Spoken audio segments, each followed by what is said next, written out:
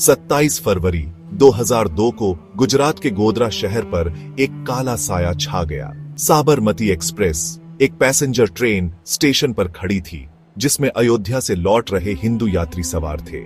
किसी को नहीं पता था कि ये आम दिन एक अकल्पनीय डरावनी घटना का गवाह बनेगा। जैसे ही ट्रेन रुकी, S6 कोच के पास एक भीड़ जमा हो गई। अचानक हवा कांच के टूटने की कर्कश आवाज और धुएं की तीखी गंध से भर गई। आग की लपटों ने कोच को घेर लिया, यात्रियों को अंदर फंसा दिया। जलते हुए कोच की खबर आग की तरह फैल गई, जिससे पूरे देश में सदमे की लहर दौड़ गई। इस आग में महिलाओं और बच्चों समेत 59 लोगों की मौत हो गई। इस घटना ने गुस्से और दुहक को जन्म दिया, राष्ट्रीय चेतना पर एक अमिट छाप छोड़ दी। जैसे ही धुआं छंटा, अपराधियों की पहचान और उनके इरादों के बारे में सवाल उठने लगे। क्या यह हिंसा का एक अचानक हुआ काम था या एक सोची समझी साजिश?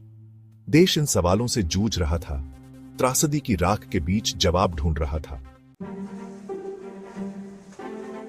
गोधरा ट्रेन कांड के बाद गुजरात सरकार ने घटना की जांच के लिए उच्च न्यायालय के सेवानिवृत्त न्यायाधीश जी टी नानावती की अध्यक्षता में एक आयोग नियुक्त किया। बाद में न्यायमूर्ति अक्षय मेहता के जुड़ने से यह आयोग नानावती मेहता आयोग के नाम से जाना जाने लगा। इसका काम त्रासदी के पीछे की सच्चाई का पता लगाना, घटनाओं का क्रम निर्धारित करना, जिम्मेदार लोगों की पहचान करना और भविष्य में ऐसी घटनाओं को रोकने के उपाय सुझाना था। वर्षों की जांच के बाद आयोग ने 2008 में अपनी रिपोर्ट प्रस्तुत की। रिपोर्ट ने निष्कर्ष निकाला कि S6 कोच का जलना आगजनी की एक पूर्व नियोजित कार्रवाई थी, न कि हिंसा का एक बेतरतीब प्रकोप। इसने उन व्यक्तियों के एक समूह पर उंगली उठाई जिन्होंने ट्रेन को आग लगाने की साजिश रची थी। इस रिपोर्ट ने विवाद खड़ा कर दिया, जिसमें कुछ लोगों ने इसके निष्कर्षों पर सवाल उठाए और पक्षपात का आरोप लगाया। आलोचकों ने तर्क दिया कि आयोग ने महत्वपूर्ण सबूतों और गवाहियों को नजरअंदाज किया था। गोधरा ट्रेन कांड ने गुजरात पर एक लंबी परछाई डाली। घटना के बाद सांप्रदायिक तनाव, जो पहले से ही सतह के नीचे सुलग रहा था, व्यापक हिंसा में बदल गया। भीड़ ने शहरों और गांवों में मुस्लिम समुदाय के लोगों को निशाना बनाकर उत्पात मचाया।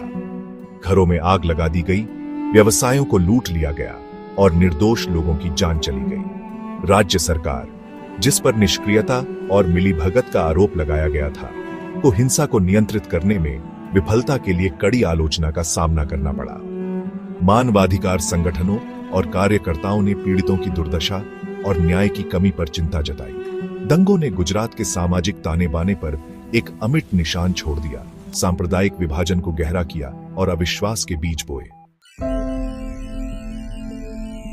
भाग 4, दुनिया की प्रतिक्रिया, अंतर्राष्ट्रीय निंदा और मीडिया जांच। गोधरा ट्रेन कांड और उसके बाद गुजरात में हुई सांप्रदायिक हिंसा ने दुनिया भर में सदमे की लहरें भेज दी। अंतर्राष्ट्रीय मीडिया ने घटनाओं को व्यापक रूप से कवर किया, हिंसा के पैमाने और मानवीय कीमत पर प्रकाश डाला। मानवाधिकार संगठनों ने हिंसा की निंदा की और एक स्वतंत्र जांच की मांग की। अंतर्राष्ट्रीय समुदाय ने गुजरात की स्थिति पर चिंता व्यक्त की और भारत सरकार से शांति और व्यवस्था बहाल करने के लिए तेजी से कार्रवाई करने का आग्रह किया। दंगों ने वैश्विक मंच पर भारत की छवि को धूमिल किया, धर्मनिरपेक्षता और कानून के शासन के प्रति उसकी प्रतिबद्धता पर सवाल उठाए। भाग 5, राष्ट्र पर दाग, गोधरा पर विचार और न्याय की तलाश। गोधरा ट्रेन कांड और गुजरात दंगों के सालों बाद भी जख्म बाकी है। कानूनी लड़ाई और अपील जारी रहने के साथ न्याय की तलाश जारी है।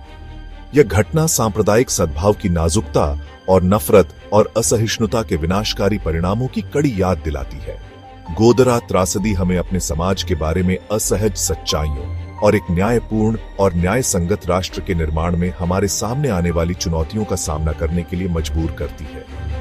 यह आत्मनिरीक्षण का आह्वान है और सभी के लिए शांति, सहिष्णुता और सम्मान के मूल्यों को बनाए रखने के महत्व की याद दिलाता है। गोधरा से मिले सबक को नहीं भूलना चाहिए। केवल संवाद, समझ और न्याय के प्रति प्रतिबद्धता के माध्यम से ही हम ऐसी त्रासदियों को फिर से होने से रोकने की आशा कर सकते हैं।